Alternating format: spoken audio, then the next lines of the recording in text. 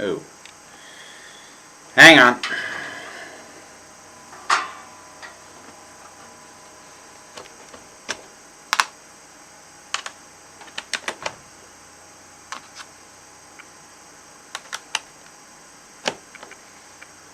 Okay. There we go.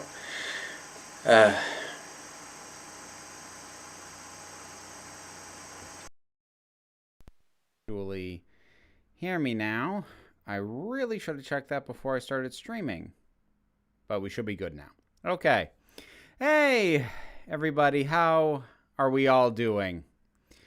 Hope everyone's had a good Pride Month so far. I had the distinct privilege to get to perform at a Pride event over the weekend, and that was exceedingly welcome. That I needed that a lot.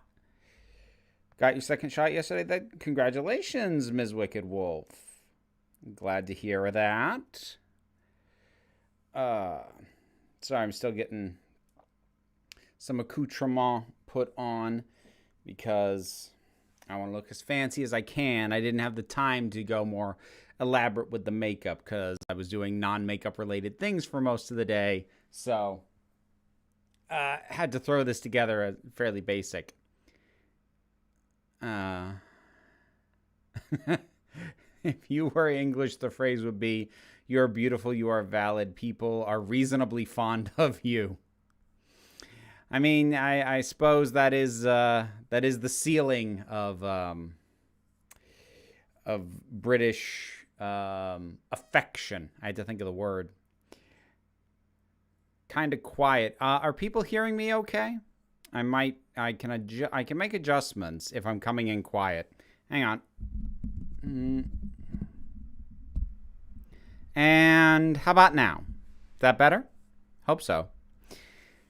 Let's see. Coming on back. I'm reasonably fond of you. Thank you, Jesse. I'm reasonably fond of you as well. Hello, Carowin, Gozer. All sorts of people turning up. This is lovely. Steven, hey. Good to see you. My goodness. Hey there, Ben. Ian. Lots and lots of folks. This is lovely. Hold on, I'm just getting my new bracelet tightened because there is no such thing as enough rainbows. So clearly I needed to buy this. And so I did. Oh, that's good to hear, Logan. I'm glad you're doing well. I don't have a distinct plan for this stream. I'm just drinking in the glory of being Pride Month and so far not having anything ruin it. People may recall that last year, June was when Ms. Rowling decided to drop her lovely essay. And so I had that taking up definitely a big chunk of my output, if not my brain space, last Pride. And the Pride before that, the stuff with Gareth Roberts, the writer on Doctor Who, and his anti-trans stuff came out. So, like, we're only halfway through, so hopefully it won't derail. But I'm just, it's nice to have a calm Pride. I mean, as calm as it can be with all the other stuff already going on in certain countries, including the one in which I live, which isn't great, but like, as cynical as it sounds, at least it didn't start happening in Pride Month. Like, I was already dealing with that stress. So, you move forward. Are you a fan of the new Pride flag? Depends on what you mean by new. I'm going to assume you mean the one with the additional sort of triangle in there. And yes, I am. I like it. I know I think there's literally no version of an overarching pride flag or any individual pride flag that has not garnered some degree of controversy, usually within the LGBTQ plus community, because nobody can fight us as hard as we fight each other. Gosh darn it.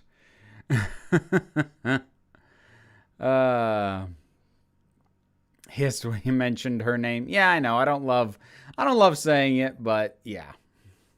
Yeah, Jesse, it has been a year. How depressing is that? Are there still people showing up in your comments claiming she's not transphobic? Because that still happens to me every now and then, which is so weird. Like, I'm not. I almost said I would respect you more. I'm not going to respect you if you share her views. I'm just not. But I understand it better for somebody to say I agree with her than for someone to say she's not transphobic. Because one is, basically taking a stance that I would rather people didn't take, but you're entitled to do that. The other feels like just flatly denying reality. It's like, what parallel universe do you exist in where you took that position?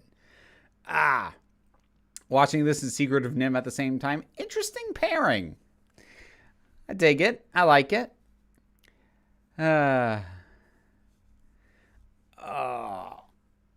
Secret of Nim. Yeah, Secret of Nim is a good movie. It's an odd film.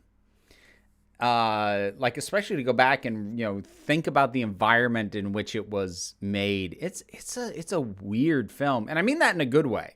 It's in a very positive sense. It's a weird film. Last Saturday marked the 5-year anniversary of the Pulse nightclub shooting. Yep. And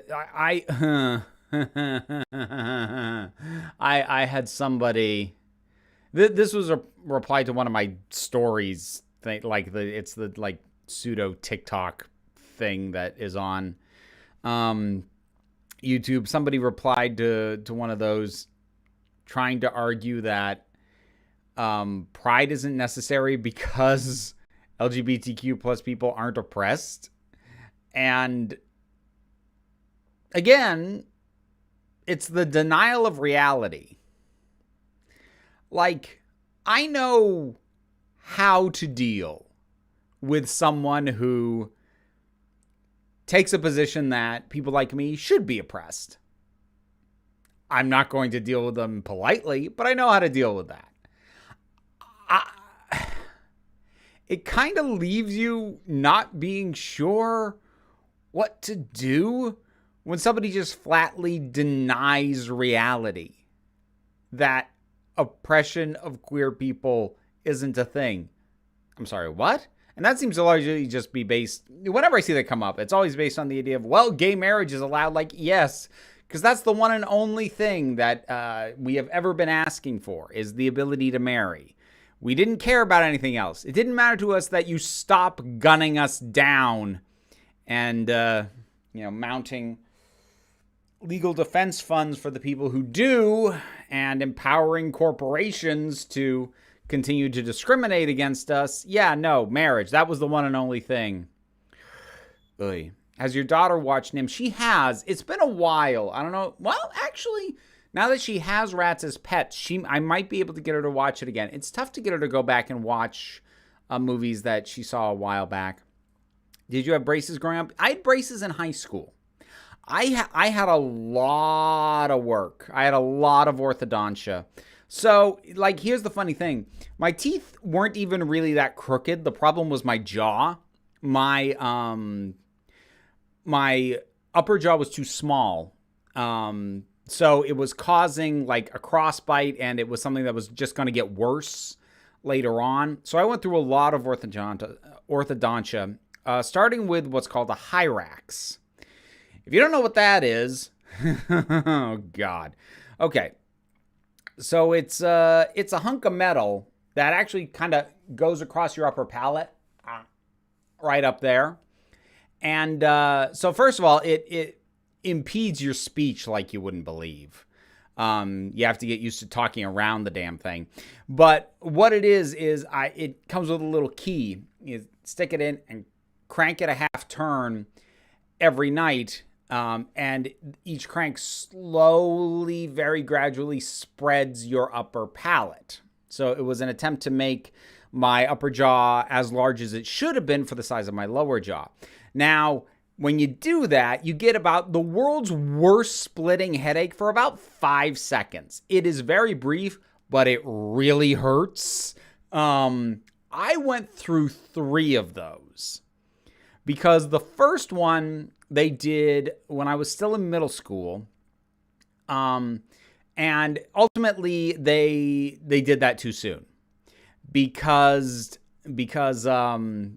like once they set my jaw the way they wanted and took it out, as I continued to grow, my jaw just went back to the way it was before.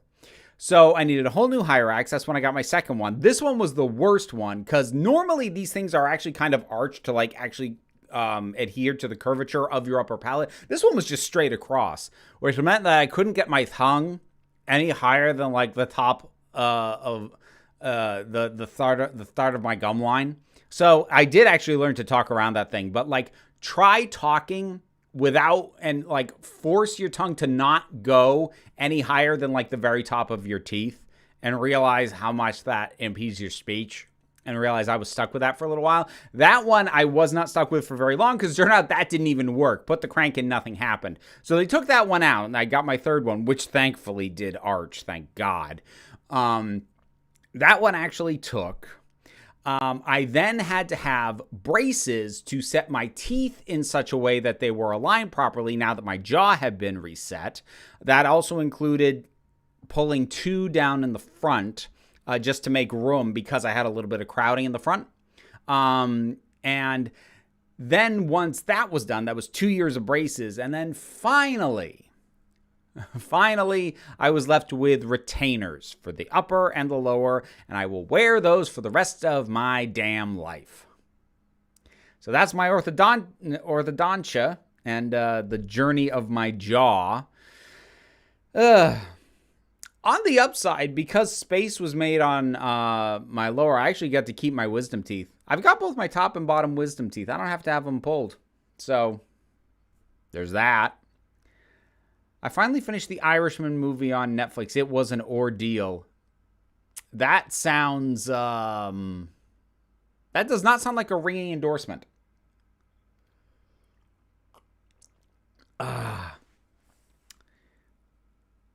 Let's see.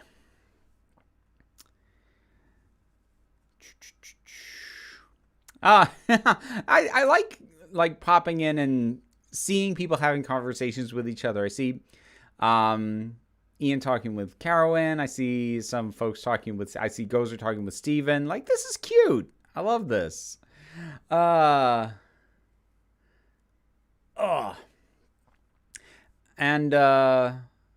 like, you know, it's been fun.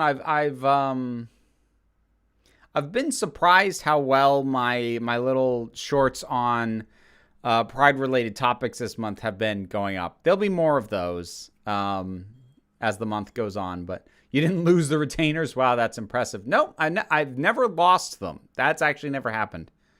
I'm currently going through all of the animated Disney films. I'm up to The Little Mermaid. Now, like, legitimately all of them? Like, including, like, the weird kind of compilation ones, like The Three Caballeros and Make My Music and stuff like that? Or just, like, the proper feature-length ones? Are there any specific Doctor Who stories that could have possible trans or LGBTQ plus themes? Well, I mean, there's lots of... the thing about doing a trans reading or a queer reading of any kind, part of the nature of that is those themes do not have to be pre-existing. So I'm struggling. You had soup? Good. I'm glad you had something, Carolyn. So while I'm struggling off the top of my head to think of one, I have absolutely no doubt that there are stories and themes within specific Doctor Who stories that are applicable to a queer experience. Obviously, I kind of did a queer reading of the 12th Doctor's overall arc as a character, but that was more about his full time on the show and less about a specific story. So it's something that I'd have to think about, but yeah, probably. I'm just not sure of any off the top of my head. Have you watched the Sailor Moon movie on Netflix? No, I did not know that was a thing. Sailor Moon is one of those things that basically the extent to which I know Sailor Moon is the extent to which I know people who cosplay as certain characters from it.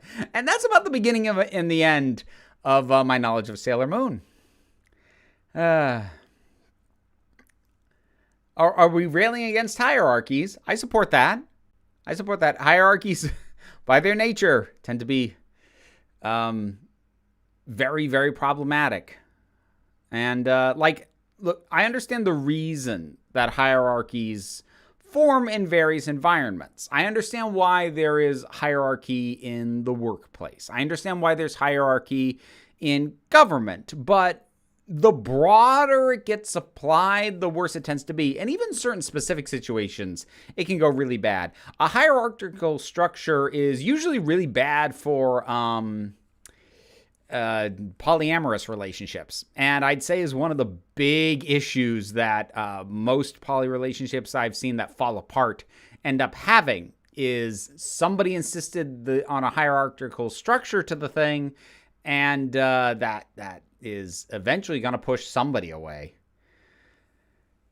There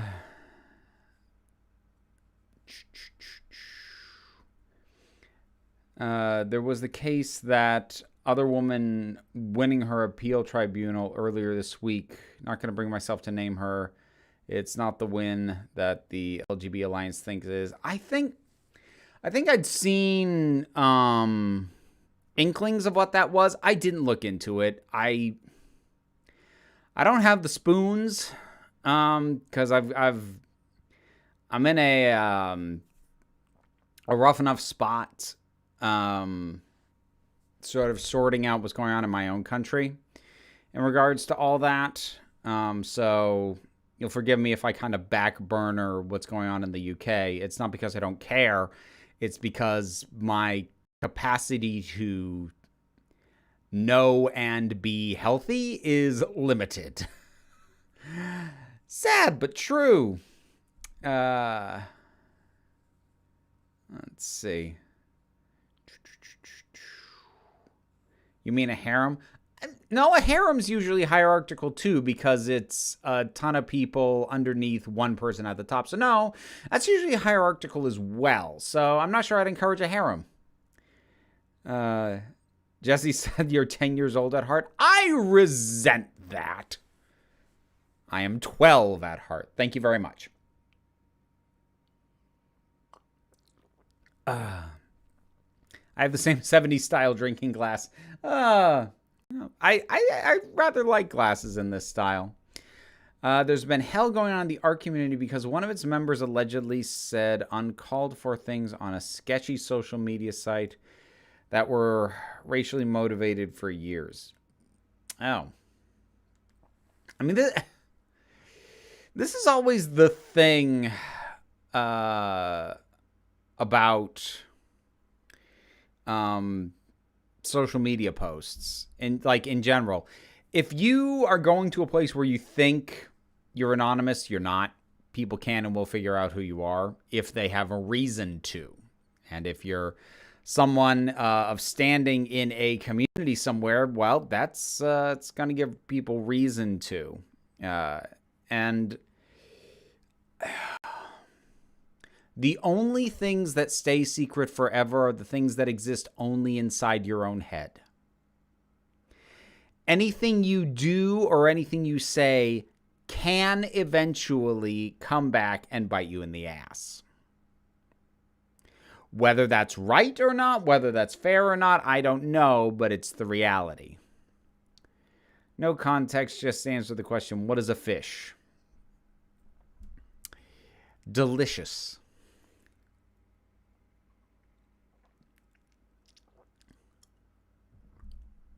I had to end a friendship yesterday because she said homosexuality is a sin, and so is pride. Told her to go F herself. That's, yeah. No, I meant hierarchical polyamory is indistinguishable from a harem. I didn't mean you endorse harems. Oh, well, see, like, when I say hierarchical polyamory, my my go-to thought is not of a harem.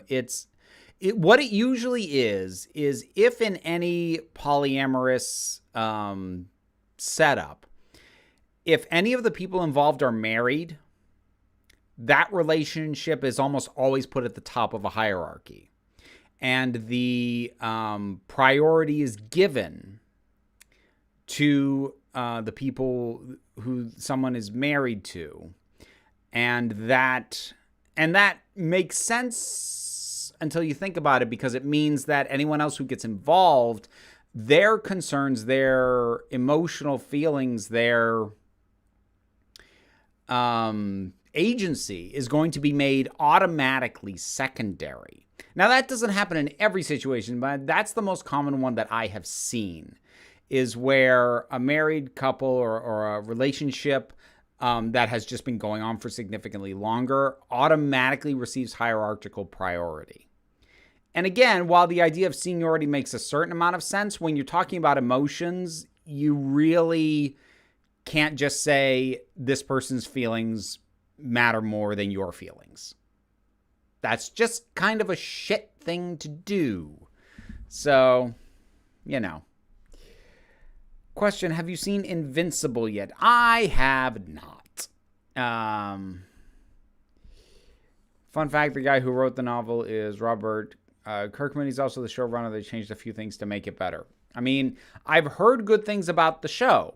I've heard good things about lots of shows. I've heard good things about The Boys. I still haven't watched it, so.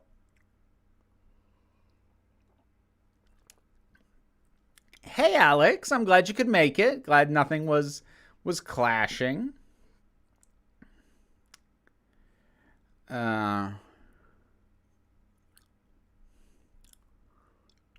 Especially if there are children in the relationship. Oh, yeah, yeah, that really does complicate a polyamorous setup a lot. Like, I have a lot of complicated feelings about polyamory as a practice. On paper, I get it. I really get it. Makes so much sense to me. But in practice, having seen how things actually pan out, yeah, it's kind of a disaster waiting to happen 9 times out of 10.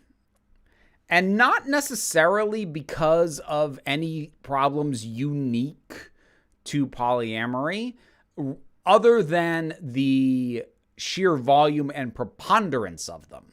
Because generally when polyamorous relationships break down, it's for the same core fundamental reasons that monogamous relationships break down. More often than not because of a failure of communication somewhere. Somebody wasn't being honest about their feelings or their actions or their history or their desires or what they were or weren't okay with, etc. And not communicating that, and then that gap causing a rift over time.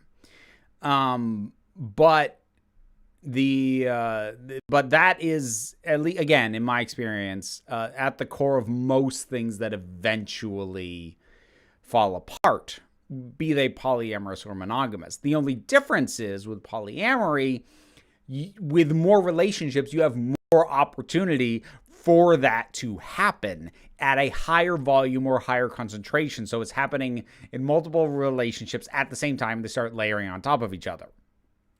So, like, polyamory breakups are messy. It's not fun. I squealed when I saw your review of In the Heights. I suspected you were going to. The stream is so getting demonetized. Whatever. It's already a pride stream. It's probably got to happen anyway. Oh, well. Have you played Tell Me Why? It's about two siblings where one is a trans man. I've heard of it. Like, you need to remember, I don't have a setup that allows me to do current era games. Have you heard of The Tale of Cuchulian? I recommend you look into it. I have not heard of that. Oh, hold on. From New Type JB Lee, we have a super chat. Reminder, the super chat guarantees that I will read your comment. I try and keep up with the chat otherwise, but the super chat guarantees it. And more importantly, you get a heart because I stole that from Jesse. Happy Pride. Is it just me, or has media not always done a good job of bi representation? I feel like works in the past either presented bisexuality as a joke or titillation for fan service. Yeah. Bi representation it's not great, and for a litany of reasons. So there's sort of what you have talked about, where the idea is kind of played for laughs, and usually in the context of someone who is stereotypically fits the vibe of a gay person saying, no, actually, I like other things. So, and then that's played like a joke.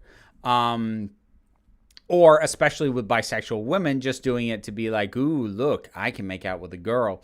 But what actually, at least what I have seen more often, is a failure to acknowledge that bisexual is a thing. I think probably the most egregious, especially for how freaking long it ran. And they did it the entire run of the thing. And it's not the only example, but I feel like it's kind of the example of this, is Orange is the New Black. So Piper, the main and interesting character in the show, at the beginning, when she goes to prison, she is in a heterosexual relationship with a man. When she gets into prison, she finds that she is locked up with a woman whom she has had a relationship with before, and who she eventually gets into a relationship with again. And the way that conversation is framed, the word bisexual is never said. Instead, it is framed as, oh, you were gay, then you were straight, now you're gay again. The idea that an identity where she could be attracted to either or is not even considered in the language used in that show. It's either straight now or gay now. It's really screwed up. And while I'm more inclined to be a little gentler on this example, that's also a criticism that does get lobbied at Buffy the Vampire Slayer and the depiction of Willow, who identifies as gay when she starts a relationship with Tara. And there are people who accuse the show of bi erasure because, well, she had her relationship with Oz prior to that. Now, me personally, I am less inclined to be harsh on that one, because post getting with Tara, Willow only was with women, and it's not an uncommon experience for people who are gay to have been in a heterosexual relationship, maybe even one where they cared about the other person deeply, but didn't fully realize their homosexuality until they were in a relationship with the same gender. And so the reason I personally hesitate to call Willow bi erasure is because as a character, and understanding like she was written this way, they could have written her differently, but she self-identifies as a lesbian. And the idea that, well, she was in love with and had sex with a guy before dating women means she's bisexual kind of invalidates her own agency in what her label is. And it also kind of reinforces the idea of quote unquote gold star lesbians being the only valid kind of lesbian. The idea that you need to have been with only women and never men, both of which are really toxic notions. But still, broadly speaking, there is at least a conversation to be had. And there are those who criticize that as bi erasure. I prefer to use the example of Orange is the New Black for that because it's way more clear cut, because she goes back and forth repeatedly and they still won't say the freaking word. Oy.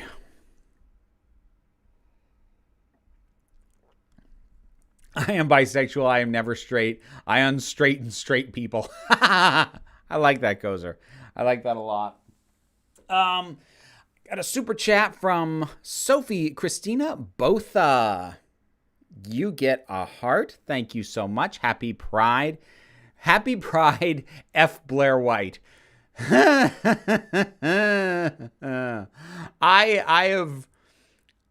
I've taken great pleasure in aggressively ignoring Blair White when things kind of blew up and people started to actually collectively turn on her. Not just like the people who have always acknowledged that she's kind of awful, but like even people who used to back her going, oh.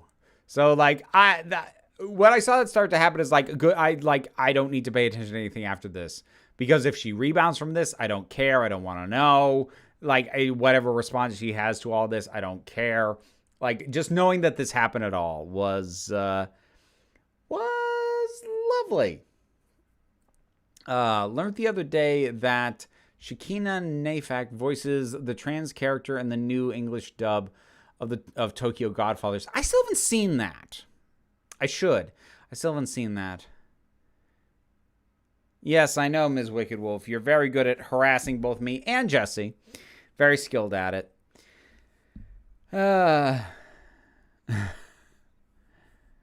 Aggressively ignoring. Perfect.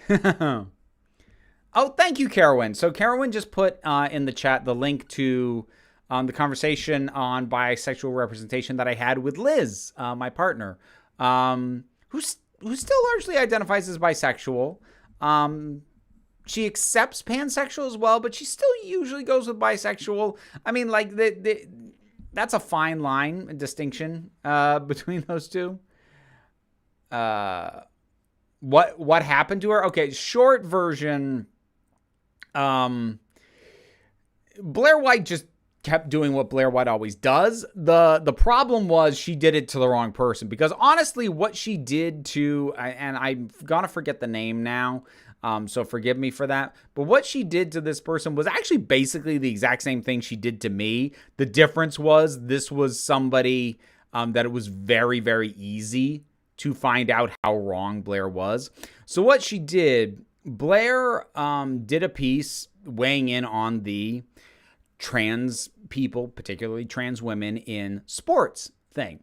And there's a trans athlete who she made the video about and put in the thumbnail this trans woman athlete's face and put in quotes, "I belong in women's sports, deal with it."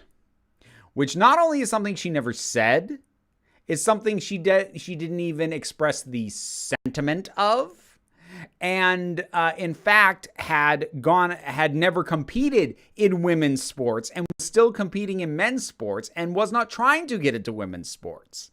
So what Blair did was actually the exact same thing she does all the time. Take people out of context, put words in their mouths, or just flat out say that they want or said or claimed the exact opposite of what those people actually claim. Janae Marie Kroc. Thank you, Ms. Wicked Wolf. And it's the same thing she's done for a while. The problem was this time she did it to someone who was slightly better known than Blair normally targets. And it was someone who all the claims Blair made, it was a single Google search to figure out that she was 100% wrong in every single assertion she made. Now, like I said, it's basically the same thing she did to me. The difference was to realize that what she said about me wasn't true. You would have had to have watched not only the entirety of the video that she cherry-picked bits of me from to do her takedown, but you would also have had to have watched other videos on my... It would have taken research to realize how wrong she was in what she said about me. It took no research for people to realize how much she lied about Janae Marie Kroc. So that was what nailed her. Because how wrong she was is how wrong she's been about almost every time she's done this sort of thing. I'm not going to say every single time, but definitely what happened to me. It's what happened to numerous other people. So it was just fun to see her get taken down for the exact stuff that she's been doing for ages, but for stupid reasons was getting away with. Oh, we have a super chat, so we have a heart to give to Chris McGovern. Thank you. Happy Pride Month, Nathaniel. Thank you, Chris. I appreciate that greatly. As a bisexual person, I can say it's weird how my family says I'm straight or gay depending on the relationship I'm in. When I've tried to correct them, they think I'm polyamorous. Oh my God. Not that there would be a problem with you being polyamorous, but for jeez. Ugh.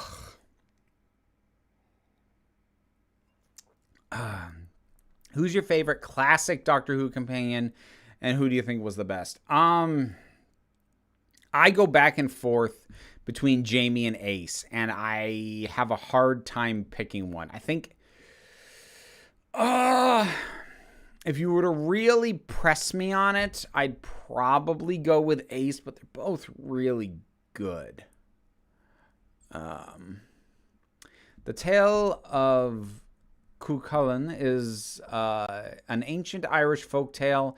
It might be a contributing factor to the creation of the Hulk. Oh, I am unfamiliar, and that is interesting. My first pride, properly accepting. Oh, sorry. You get a heart.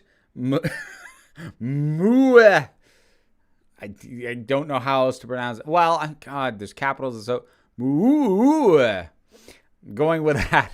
My first pride, properly accepting or acknowledging my gender fluid, pan, and ace self. Happy Pride, you wonderful person. That is wonderful to hear. That is absolutely wonderful. The weight that gets lifted that you didn't even necessarily realize you were carrying when you're able to understand who you are and then just be that. You don't even realize how much it weighed you down until it's not there anymore. It's like how some people will exercise like with weights strapped to their ankles or their wrists so that they get used to doing the extra work to carry the extra weight so that then when they take it off, they're all the stronger for it. Not to say that the weight that queer people carry makes them stronger. It doesn't. It does nothing but weigh us down. But it's similar in the principle of you just go through life and it's just there. And you don't really know until it's gone. And it being gone is almost impossible to describe. And my heart goes out to anyone who has not yet been able to shed that weight. And my love and support goes out to everyone who has or is trying to. It's just... It's funny because for me, I never felt that strongly closeted. I didn't feel like I was hiding that much. I don't think that the weight that I carried was that much. Certainly compared to other people who like legitimately had to press everything down so hard and be in utter denial to themselves or to other people. I didn't have that. So I don't think the weight that I carried was that much. But I carried it for so long, it didn't matter that it wasn't that much. It just, having it gone it was like I was in lower gravity. It was like on the moon, and suddenly I could jump 10 feet.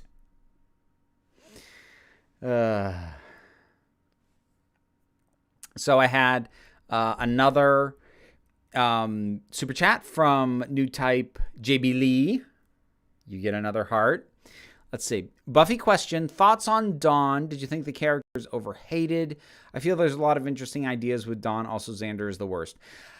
I still don't have it in me to hate Xander as much as some parts of the fandom hate Xander. That said, I do understand why they do hate Xander. Part of my own reluctance to do that has to do with the fact that at the time when I watched the show for the very first time, Xander was the character I related to the most. Xander was not that dissimilar to my masculine life at an earlier point in my existence. So I related to and liked Xander a lot. And even though that's not my experience anymore and I have a harder time relating to that now, I still remember how much I did. And it just... But I get all the criticisms of Xander. Now, as to Dawn... Dawn is one of those characters not a million miles away from Clara on Doctor Who, or Connor on Angel for that matter, which is her presence does interesting things to the story and to the other characters. But people who tend to have issues with the characterization, or in the case of someone like Clara, the lack thereof for a while. So it becomes a clash. And like, I'm a little bit of a Connor defender because I really like what his presence does to the story most of the time. Not all of it, but a lot of it I really like how his presence and his involvement impacts the other characters. And there's a similar argument to be made about Dawn, except I personally am not of the opinion that, or at least I don't feel that what Dawn brought out of the situation was as interesting. And she also suffers from the standard kid sister problem, which is that she is a character who is intended to irritate the central characters, primarily Buffy. She is designed to be annoying to Buffy, but we've already known Buffy for 4 seasons by the time she shows up, so we like Buffy. So if Buffy doesn't like somebody or is annoyed by someone, we're going to be inclined to think that same way about her. Is she overhated? Maybe a little. I don't think she's the worst, but I think there's plenty of reasons to be annoyed with her. And yes, Jacob, I am absolutely avoiding Owl House Season 2 spoilers. There will be none of that here. Thank you very much.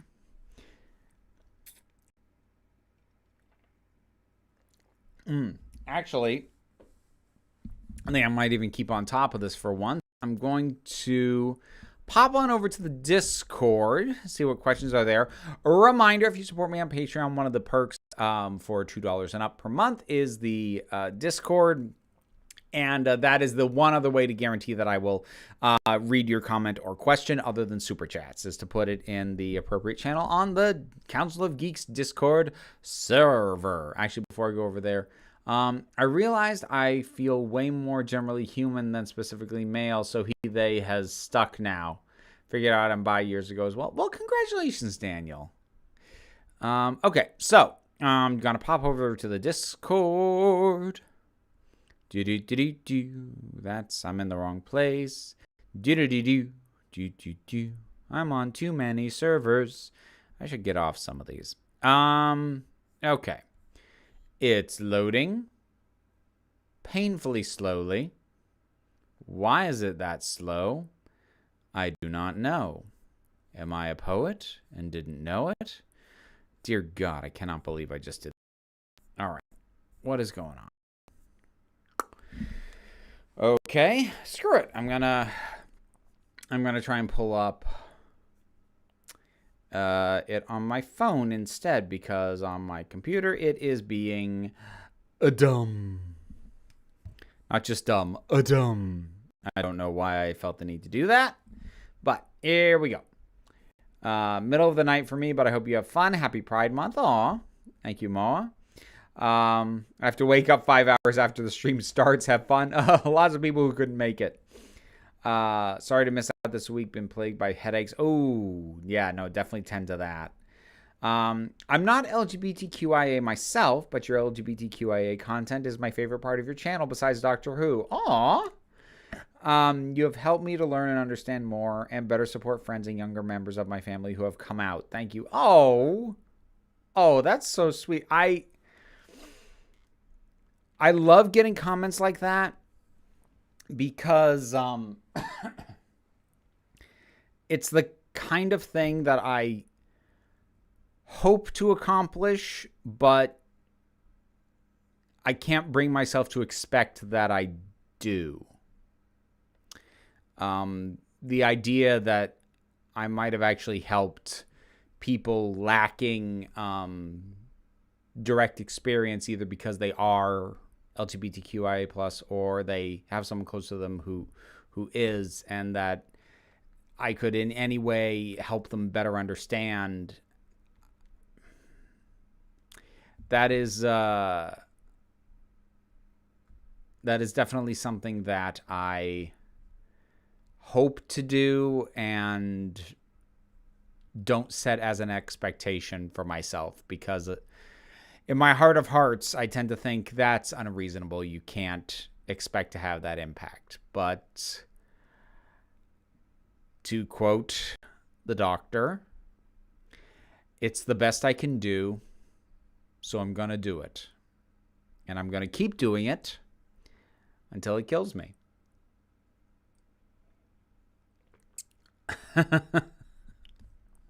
Last part of that was a little dark. Right? Keep in mind that's a quote from the finale to series 10 when he was expecting to die. So I'm not expecting this to kill me, but similar sentiment. Why do you hate Greece? It's where do you want to start? Do you want to start with the misogyny? Do you want to start with the rapey vibes? Do you want to start with the implication that a woman should change who she is from the ground up for a guy? Do you want to start with the fact that the characters are just kind of hollow and I don't really care for love stories anyways? Like, there's a lot of reasons. I just...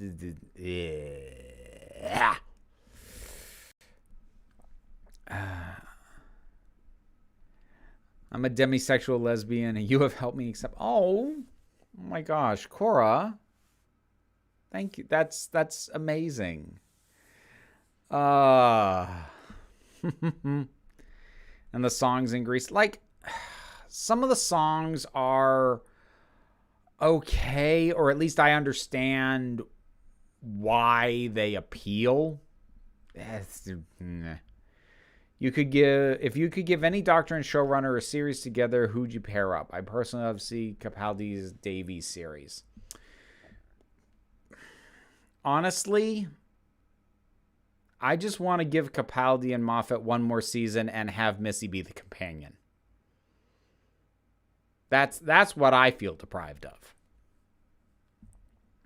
I watched Ammonite today, the Kate Winslet Saoirse Ronan film that inspired SNL's recent lesbian period drama sketch. I had not heard of that at all, but yeah, that all tracks. Vera hates Greece because they have taste. Thank you, Caleb. Thank you very much.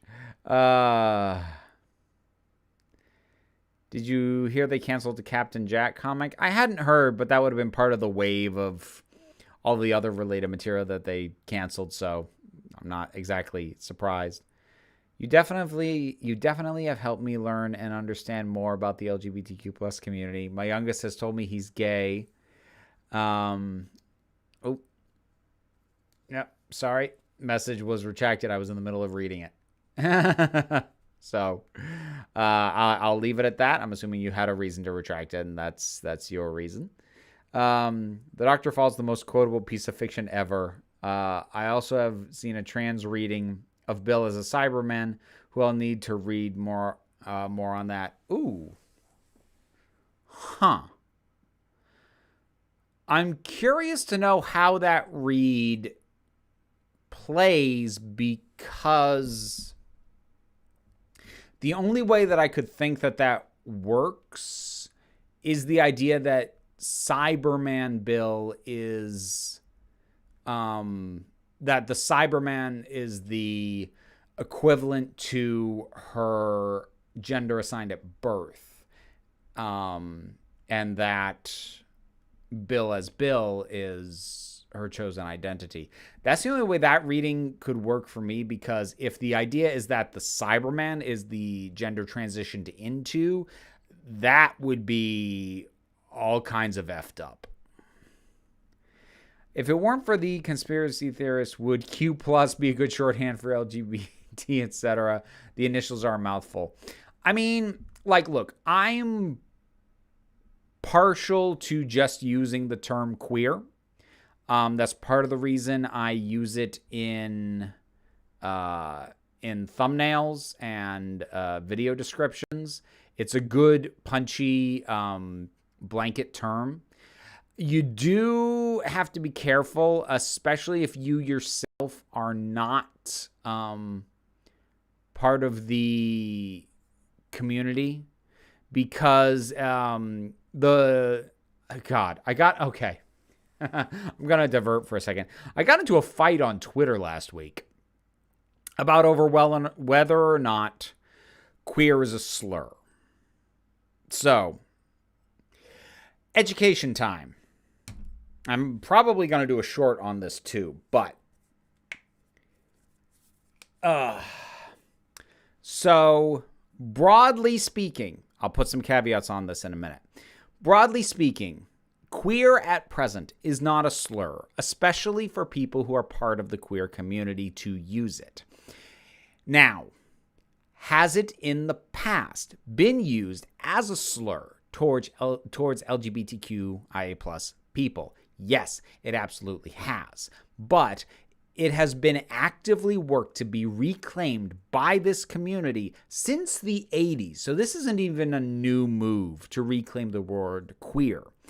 And this was part of, this is part of why I got into a fight on Twitter, because this person, who I'm not going to name or anything else, or give any identifiers actually, this person was coming at Joel, my thumbnail artist, for putting the word queer in some of the thumbnails, because he was showing off his work, trying to see if anyone else wanted to hire him for additional work. If you need thumbnail work or graphic design at all, actually, by the way, you can hit up Joel. If you don't have his contact information, ask me. I'll give it to you. He's great.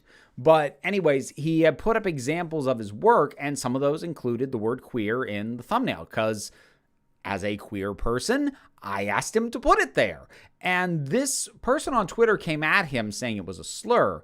And even when people pointed out it was requested by the queer person employing him, this wasn't something he decided to do on his own. This person tried to equivocate the word queer with the N-word. And holy crap, no. And here's why. Yes, the word queer can and has been used as a slur to denigrate and put down and oppress us. But it's also a word with a pre-existing meaning, a neutral descriptor that was not a slur and did not refer to a certain type of person in any specificity for centuries. It just meant unusual, not even necessarily in a bad way.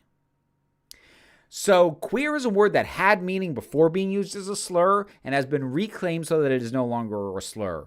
The N-word has no existence outside of its use as a means of oppression. That's why the word was created. And whatever reclamation of the word has happened solely within the black community. And they're the only ones who have any business ever trying to reclaim it. But that word existed from the beginning solely for the express purpose of oppressing and keeping down a group of people. So it's not even close to equivalent. All that having been said, things can still be slightly dicey if you yourself are cisgender and heterosexual using the term queer.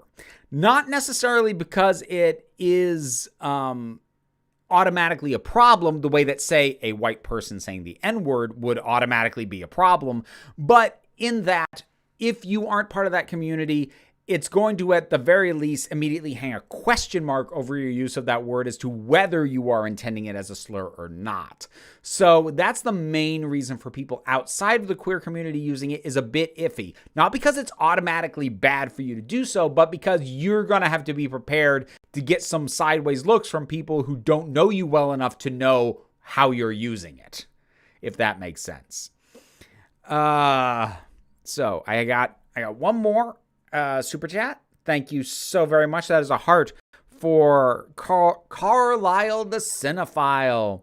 I came out as bi this year. I just want to thank you for helping me come to terms with who I am. Keep up the good work. Oh, that's wonderful, Carlisle. I'm so happy for you, and thank you so much.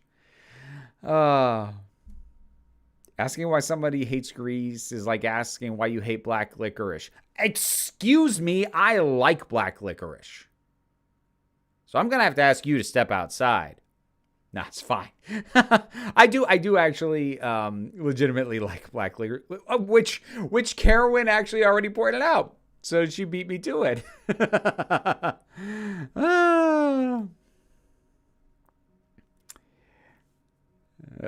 Let's see. I'm probably gonna wrap it up soon. We've gone almost an hour. And I kind of want to take a relaxed evening if I can at all. I watched Bo Burnham Inside after watching your review. I watched it twice already. I'm gonna watch it again. That thing's a piece of work, and I mean that in the best way. That's probably gonna go on my top 10 list at the end of the year. Actually, I can almost guarantee it. Watching Casino Royale again tonight. And wanted to ask when the next Bond movie review you will drop. I have a review for Your Eyes Only that I have shot. I need to edit it. But that's going to go up this month. Am I an old conservative? Do I look like an old conservative? Oh, new type JB Lee again. Thank you so much. About Dawn, I guess I'm a defender because it's thematically interesting about a girl who discovers her existence is a lie, even in memories, and she cuts herself to see if she is human or not.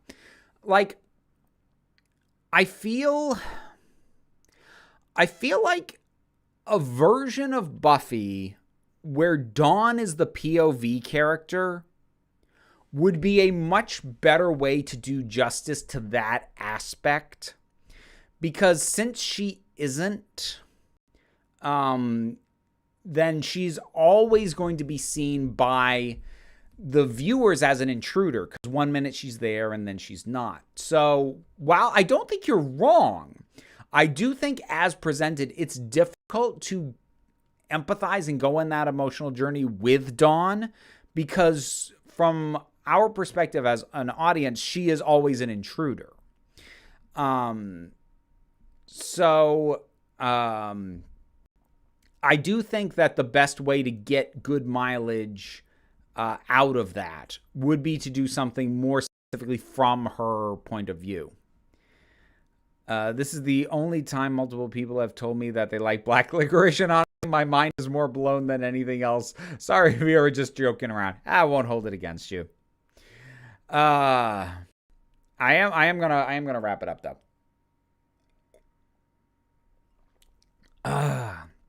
But yes, I'm gonna try and get back on track with the James Bond reviews I was commissioned for. Trying to remember. I think it's License to Kill is the Dalton one I was commissioned for, and The World Is Not Enough for Brosnan, and I'm struggling now to remember which Craig one. I think Skyfall. I'm not sure off the top of my head though. I've got a list. It's all written down. The Mina Ann channel. Thank you so much. You get a heart. Always enjoying and appreciating your videos. Have a great evening. Thank you. You as well. I am going to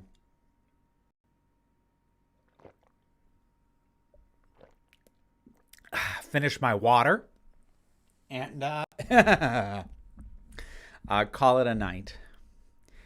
Thank you everybody for tuning in. I hope you have a great rest of Pride, and just do your best to be well, be safe, be kind, and remember that you are beautiful, you are valid, and you are loved. You, my friends, are the council, and I only run the meetings. And until next time, this council is adjourned. McCavity!